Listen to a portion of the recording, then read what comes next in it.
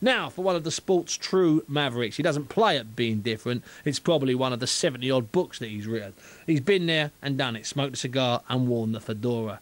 He's run a few magazines, he's made some friends, he's made some enemies, and he's been there. Well, he's here now, and that's because he's got a new book out, put together with Teddy Atlas. It's called The Ultimate Book of Boxing Lists, and it's by my next guest, live from New York. It's Bert Sugar. Good afternoon, Bert. Steve, how are you? I'm fantastic, boss man. Can I just... Over here it's cold. My nose is running better than my car. That's quite good. Over here it's cold as well. We get cold as well, Bert. Oh, I don't know that you have the snow that we do. No, we don't. You've got it sewn up on snow. But this book is a cracker because, in all fairness, you've managed to take stuff which looks like you're going to be familiar with. It sounds like you're going to know what it is, and you've managed to turn it on its head by coming up with some very entertaining lists. What made you think of it? Was it Teddy, or was it you, or was it the two of you putting your brains together somewhere? Well, somehow, some way, somewhere, I'm an habitué of bars, and I've been in more bar arguments than anyone I know. And it was always about boxing, it seemed to be. Who was the best this, who could have beaten that, who did this. So I decided to put it between two covers.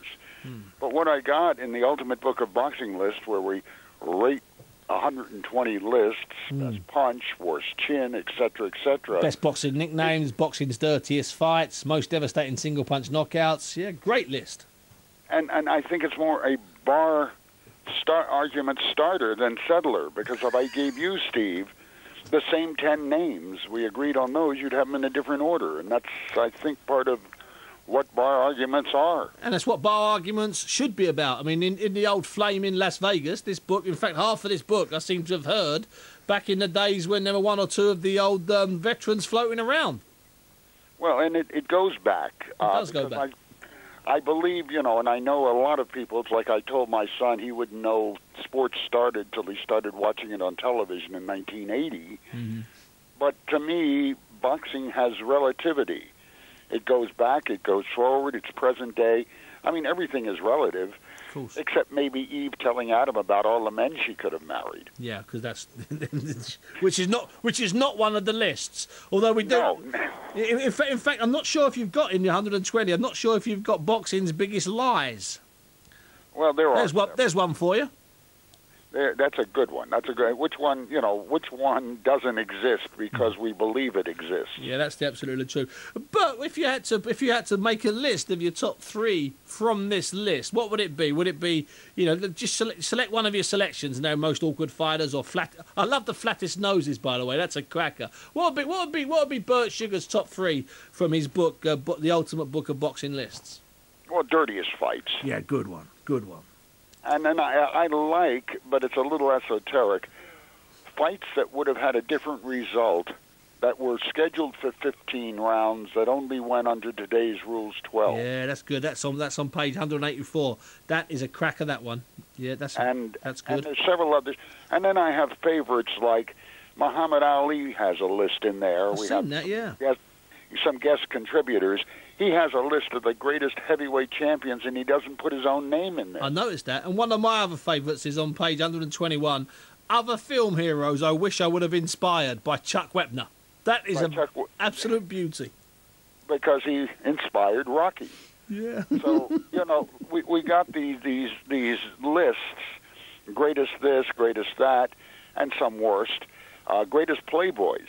Yes. I mean, to me, a lot of the fighters, like little kids, have just decided they're going to go on their own way and not just contain their lives inside the four-ring rope. I was disappointed in the Playboys not to find. I don't think John Conti was in there. Now, John Conti, when he turned professional, he was only about 20. He turned professional at the Playboy Club in central London, held aloft by 6 or 7 bunnies. I was a bit disappointed not to find John in there, but I suppose that's the reason for the book. Yeah, well, it is, to argue that. I mean, here we have Max Baer as the biggest playboy after he lost the fight to Jimmy Braddock in 1935. They said, an interviewer gets in the ring, what happened in there, Max, tonight?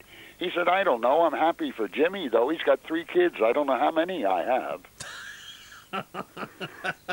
Absolutely brilliant. What was it like working with Teddy Atlas, and how did you sort of come about, working together on this? Well, he brings a different perspective, and that's what you're looking for. You just don't want to sit there looking into your own navel, coming up with your own lists and putting it down. And Teddy, who's an analyst for doing the Olympics, doing ESPN over here, he gave me somebody to play off of, and I needed that, rather than just saying, Bert Sugar talks to Bert Sugar and you get Bert Sugar. Well, that was nice. My wife doesn't even want to hear that. But Teddy gave me a new perspective. For instance, I was talking about Gene Fulmer, the middleweight champion from Utah. And I said, he's an awkward fighter. And Teddy said, he's not an awkward fighter. He just is a fighter who likes to take two to give one. I said, aha, a new list. But you did put him under awkward as well. So you did. Yes, he was both. Yeah, listen. Listen, but let me ask you this. Now, I made a joke. Well, not a joke, because I'm not really good at writing jokes. But I mentioned you have written lots of books. How many sports books have you actually written or edited or co-written or been credited with? 70 or 80, Steve. Wow. I don't know. I'm writing them. I'm not counting them. I'm a writer, not a mathematician. I'm sitting here with two different ones I'm working on now. Oh, don't get them confused. Anyway, the book's called The Ultimate Book of Boxing Lists by Bert Sugar and Teddy Atlas, and it's out now. It's available now, certainly available on Amazon, and it's got a fantastic front cover. It looks like an old-style fight poster. But thank you so much for your time. Steve, as always, this has been fun. Let's do it again. Yeah, listen, I'd love to do a regular spot with you, but Bert Sugar there, thanks very much indeed. I can assure you that when he was talking to us, even though he was on the telephone, he had a cigar in his mouth and his fedora on his head. I'm telling you, I'm not joking. That's a fact. So the book's called The Ultimate Book of Boxing Lists. Here we